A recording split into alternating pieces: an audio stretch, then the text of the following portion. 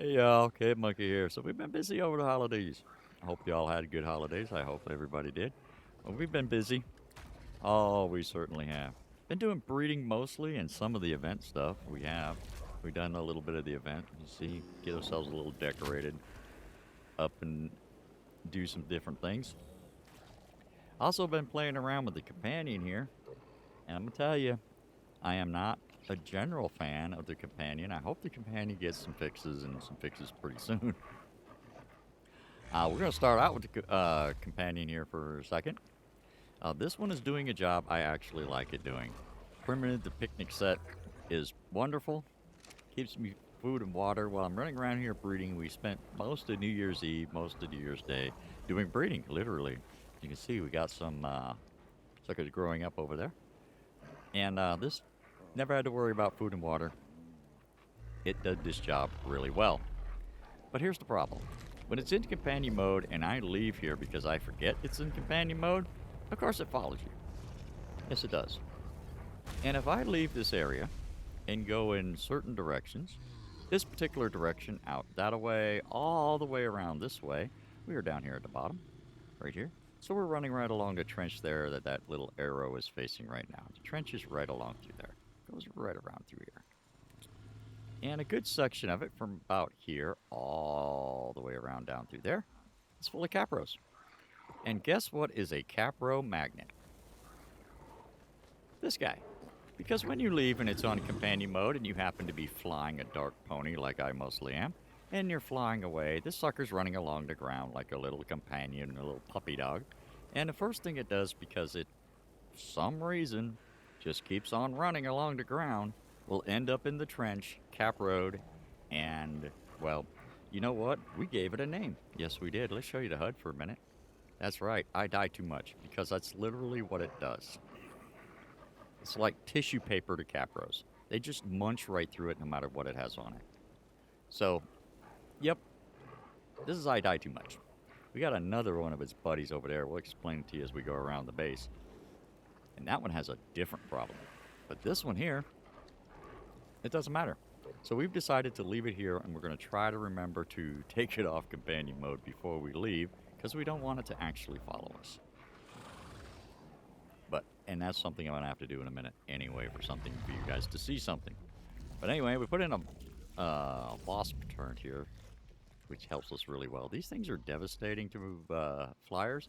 And right above us is a Dilophosaur and Raptor spawn on that level right above us. They treat them like flyers. Just go up there and just rip them to pieces. They don't usually attack anything else that comes in here, but they will attack everything that's pretty much spawns on top on that area up there. We need to do, finally, I wanted the garage right here. I really did want the garage here. So, it got destroyed. We had to rebuild it. Defense units love this thing. Even if there's not a battle rig in it, which there wasn't at the time. Yep, they're taking care of business. It just comes right up here and destroys it. So we put in heavy towers. Making bullets is pretty relatively easy on this game. And it's not that bit of an issue. We put another set, which is the one that just went off. I guarantee it. That's the one that went off just now. It is. It's the one that goes off the most. We actually try to fill this as often as we can. It's still got enough. There's going to be a respawn time here pretty soon. And when it does, this area is going to get full. They're going to start in at the edges and way up there in the front past that tree in the middle. And on the edges here, and they're going to migrate in mostly defense units. And these turrets are going to go off for like anywhere from 5 to 10 minutes straight, just constantly dealing with it. And it happens about every 8 to 10 hours. So about every 8 to 10 hours after these guys have killed off everything, roughly somewhere between 8 to 10 game days, they're going to respawn in here and start attacking me again. On this far side over here, there's just a constant trickle of Dinos coming through there. We took care of the ramps down by giving them gates on both sides, so they don't come down the gates anymore. What they do is if they fall off the sides and they're right in turret range, they can't get up here at all anymore. Up there we have where we tame our dreadmares at. Over here on this side of our base, besides our little area out here, we have coils and turrets taking care of keeping this place free, and it does an extremely good job. We hatch up all of the brethren for our Kakaro over there to give Kakaro more and more XP, because DPS for the events on this map is a big thing. These guys are just resource. We're not breeding this pair. I only wanted baby coming out on one side, so I did it on the other side. These guys just pop out resources whenever I turn them on, or give them stuff to actually pop out with. Our biogrinder experiment we made a video of has been cranking out whenever I need to go AFK, but away from all of this. I go sit up there for a little while, and we've been bringing it down with a gas bag off and on, and boy, have we got metal. This you guys saw in a little video. This is now my bestest friend of all. They fixed the recipe in this. It no longer says 4,000 dust to make element. It's now 1,000 like it's supposed to be, like everything else, so it has been fixed. Just our little honey place. We had the honey at every corner, but we picked up a couple. These are not them. These bees, red, green right there, and yellow jacket, are out for display. I'm actually going to make something to protect them with. They have almost no health. They get one shot by everything. I'm going to put something up there for them and put clear glass walls on them. But here at the end where we are, and because I spend so much time around this area in single player where we are, where you spend the most time is where you're going to get the most spawn dinos. And then around here, bees, because I'm on the bottom level most likely, spawn above us. And they're in these towers. That one, this other little one. And when I say in the towers, I mean in the infrastructure about half the time. Both the red one and the yellow one I saw because they were on these little platforms. One up here, the yellow one was on that one up there. Or, let's see. Oh, I got to turn the HUD on for that. It's on that one right up there. And one of these is where the red-green was. Most of our bees, except for one, a blue one that we saw in the middle of Sanctuary with its butt hanging out the wall that we tamed, came from here. And that's because we spend most of our time here. And after about, just like the front, 6 to 8 hours, they'll start spawning back in. And as we fly in and out, or I go up and down the tower, I'm going to see another flying bee somewhere. And whether I tame it or not, who knows. But they're one-shot tames. Really are. Any kibble, for me, I have 3x taming on, so for me, they're one-shots. Just a gas bag that was here, I didn't want to put it out of its misery, so we kept it for storage. It stores all of our other stuff in here. We have doggos over here, which has been a breeding failure, so we stopped them for a while, and that's just it. They're a breeding failure. Right at the moment, I just don't want to spend the time in them. This is the very first level 200 or better that came out of our breeding pair. And we imprinted this sucker up, which has an astonishing, it has the low melee damage, but it had the 180,000, and it imprinted at 232,000. This thing is insane. And we started to give it some cannonballs and some element. We're going to go play with it. I have a Zeppelin up there for an experiment I haven't got to yet, but we're going to get to it, and that's how we get to the tower up there. This is the other doggo.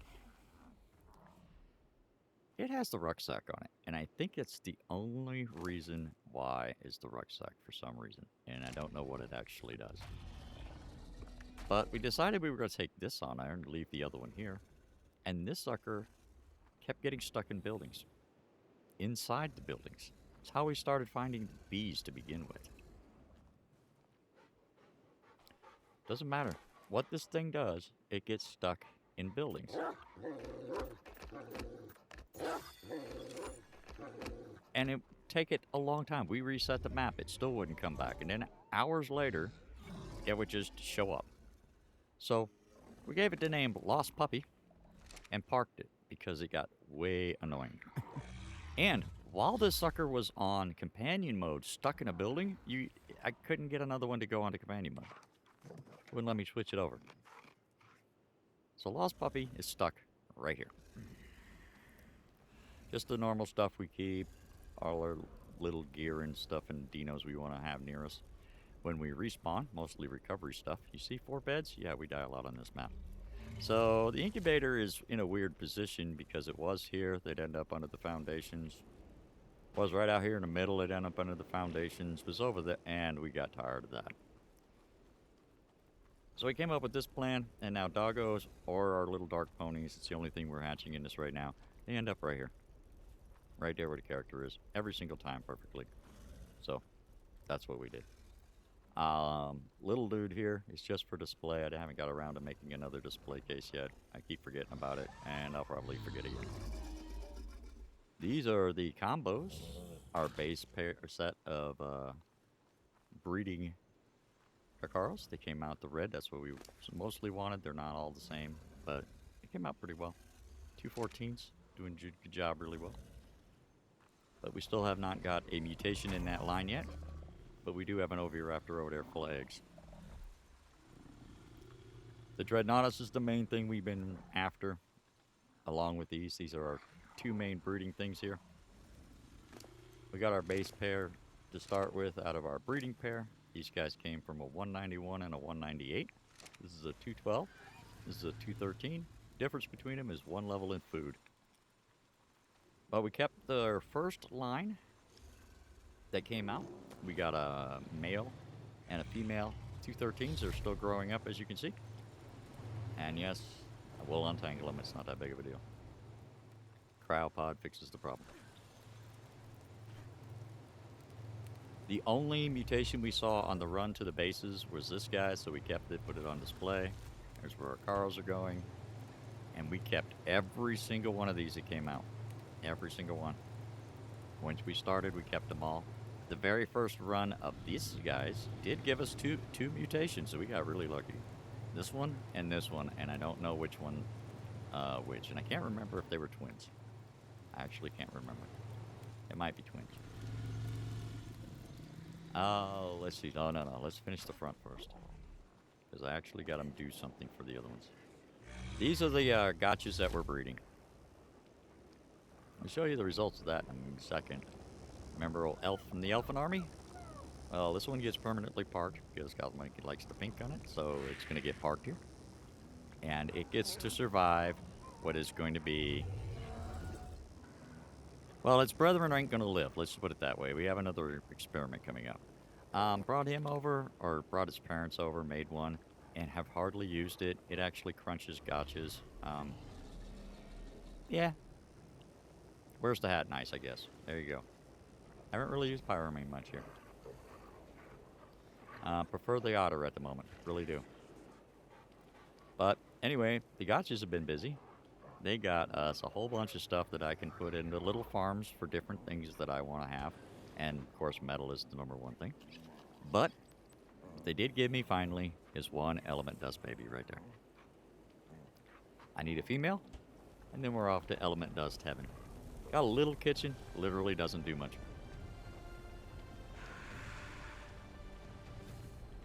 That pretty much takes care of all this side of the bit, of what we've been up to and everything.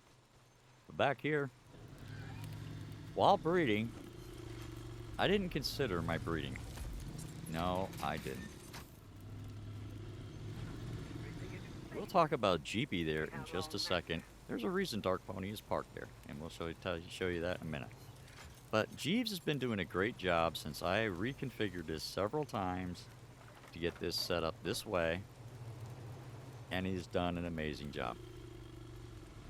He goes up underneath, gets everything, does all of his little work over here. He cooks for us, does everything but clean, as you can see. Does the job really well. He's been picking up stuff for us really well, putting stuff away. Just giving him little jobs here to make sure he keeps up with everything. And that last fridge is something he does extremely well. My breeding was turned on, and this was turned on. These guys were still running, and I heard him going off and wasn't paying any attention to it. I literally wasn't. Well, with my breeding settings, and these things are on and I'm in place, that's why I left that up there as an AFK place, because when I'm not there, it's not actually happening, so it's not happening all the time. It's not really, really, really stupid. But when I'm here for 2 days, 3 days, I think I was here for 3 days, about almost 30 hours of staying in the base, doing breeding. These guys were running. And, yeah. There was another one here, and somebody who was on the map, I don't know who, we are in single player, parked this Dino here, knocked it down, crunched it. So that's why there's an empty space. I'll show you why we ended up turning him off. When I came over here and said, you know what, there's something right over there I want to tame, and I don't have any kibble on me, let's just go grab some extraordinary kibble. And I went, oh wow, I think we probably should turn him off. I stacked to 1,000 and they're already at 4,000. Yeah, I got more kibble than I will probably ever use in just 30 hours or so of breeding. Yeah. Anyway, Pinky over here was one of 2 Pinkies. They were both Pinky level 5s. They, where the yellow is, it's a darker color on the other one. They tamed up to level 5s. We babyfied both of them. And we tamed these up with a Thyla on a Gamma drop, or a Gamma element drop. A Bane, whatever it's called. And they did pretty well. I thought I would lose at least one during the attempts to tame the larger level ones. They did well. They're not perfect. They have issues. There's some ways to mitigate it. But they did okay. This one got down to around half health once, doing something stupid. But otherwise, on OSD drops and stuff, it did really well.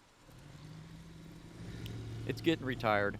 That 200 over there is going to take its place, and the other Pinky just won't ever get used. I'll probably put them on display in little display cases. But yeah, Pinky's done. Pinky did a great job. And like I said, we babyfied it, imprinted it, and it has 65 levels in it at level 70. And it did an amazing job for us. And we'll show you some clips. We actually used it to tame the 191, 198, one of them. I can't remember. One of them we did. And the last thing we have over here is this Dark Pony. But no, Dark Ponies are to ride for this last little piece here. Yep. That. I wanted to make the girls around here the Barbie Jeep. Does that look like the Barbie Jeep? As in color? No, it doesn't, does it? Every time we reset, and until we leave the area and come back, it's its standard colors. This is the color it's supposed to be. Yes. But it's not. And guess what? It never was. Oh, it's a color, all right. Yeah, they said paint everything pink. Okay, paint everything pink. Make a barbecue. Guess what? That's... Oh, we just got to show you. You know what? I just got to show you. All right, so to get it to go to its color, if you reset and you have your thing dyed and it's there, you need to leave render distance and then come back.